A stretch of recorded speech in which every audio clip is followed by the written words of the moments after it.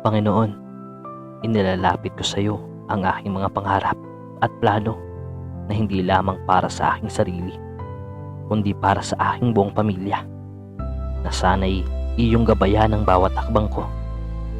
Alam kong hindi madali ang landas ng aking tatahakin, ngunit naniniwala ako na kasama kita sa bawat laban at pagsubok.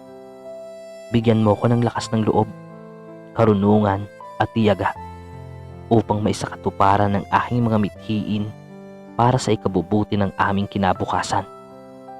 Naway ang pangarap at bawat hirap at sakripisyo ay maging daan sa mas maayos at masaganang buhay para sa mga mahal ko.